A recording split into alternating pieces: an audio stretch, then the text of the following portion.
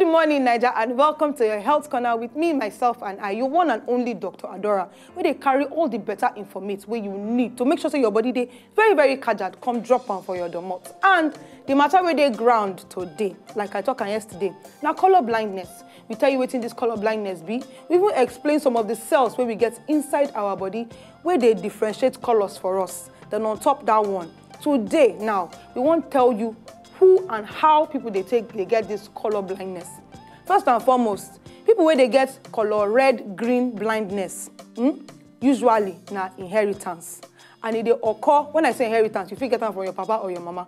And it they happen for inside 8% of men as opposed to 0.4% of females. And this one now because of the way where the genes for the different cone cells they on top chromosomes. The genes where they lead to red-green color blindness, then they on top the X chromosome. And males, you know say men, they have only one of this X chromosome as opposed to women, we get two.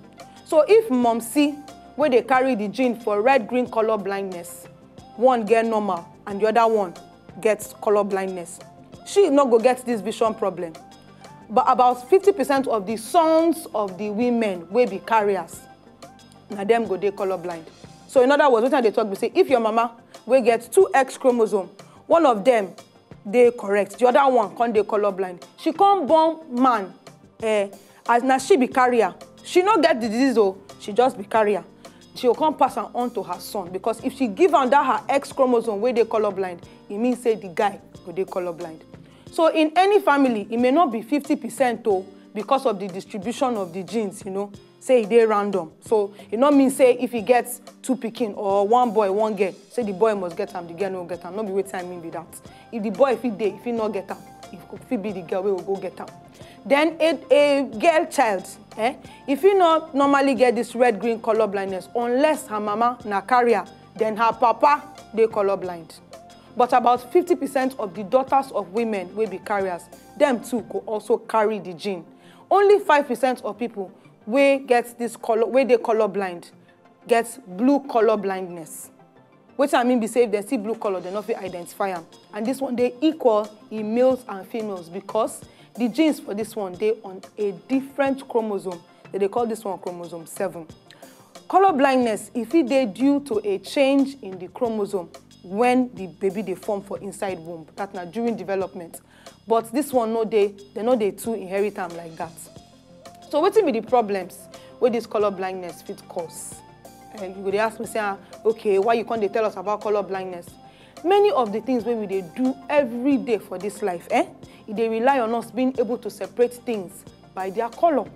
So if you as person not fit, they able to see and differentiate color, and the way you know this color rely on these other differences, if they difficult for you to do different things, understand? For example, if you as person now, you know they're able to tell red and green traffic lights. You know what thing go happen now? If not be last man will go catch you, you go pay through your nose, you know how far. Because when they show green like this, for your mind, then say stop, you go just suddenly stop. The next thing, somebody from your bag will come jam you. In normal daylight, this one, if it's easy to do, but in the dark, and as you understand, normal daylight, you feel just there, you feel differentiate the colors. But when it don't dark like this, if it hard for you to know which color be which color. Similarly, it may be difficult for you to notice red brake lights on top car.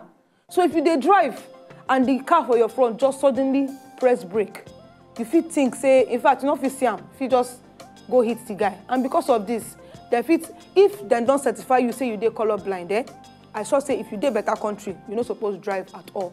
Because people with this certain kind of red and green color blindness, they're not supposed to give them driver's license. Now here I go back break on top this matter. If you want to hear more on top the different restrictions and the other things we concern this color blindness, I beg, join me, tune in tomorrow, make I send you better gist on top the matter. My name is still Dr. Adora, and this is your Health Corner on top Good Morning Naija show.